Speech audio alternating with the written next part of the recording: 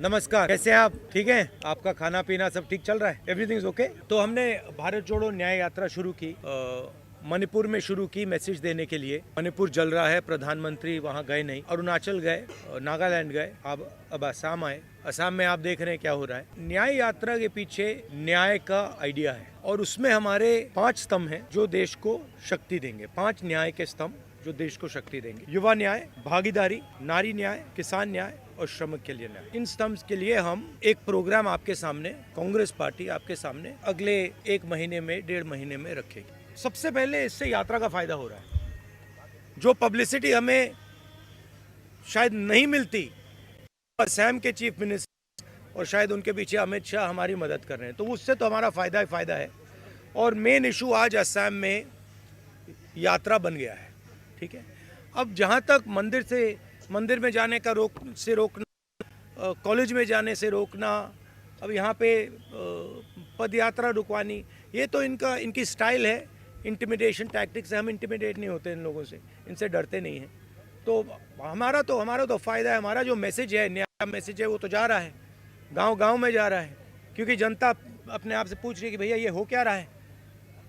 राहुल जी मंदिर जाना चाहते हैं, उनको क्यों रोक रहे हैं? राहुल जी स्टूडेंट से बात करना चाहते हैं, उनको क्यों रोक रहे हैं? पद यात्रा नड्डा जी की चली जाती है, बजरंग दल की चली जाती है, मगर कांग्रेस पार्टी की नहीं जा सकती। वो ट्रैफिक नहीं रोकते हैं, उनकी पदयात्रा ट्रैफिक नहीं रोकती है, हमारी पदयात्रा ट्रैफिक रोकती है। तो क्लियर है विपक्ष की लड़ाई कौन लड़ रहा है? कांग्रेस लड़ रही है। हमारे जो पार्टनर पार्टीज हैं वो लड़ रहे हैं। तो क्लैरिटी तो बहुत सब लोगों के सामने आ रही है। First of all, by the way, it's a interesting thing, even the BJP fellows who are protesting are waving at me. So they are holding the BJP flag in the other hand, they are going smiling and waving at me. So I don't know what type of protest it is. I am blowing kisses to them, they are waving at me, and Mr. Hemanto seems to think it's a protest. There's no protest taking place there. They are lining up their BJP workers to shout naras. We are perfectly happy for them to line up there. They can line up there, right? There is a clear problem in this state, right?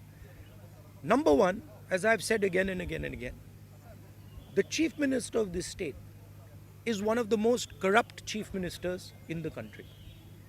Second, whenever I'm moving around this state, pretty much everybody is saying to me, massive unemployment, massive corruption, massive price rise, farmers are struggling, no youngster can get a job in this state.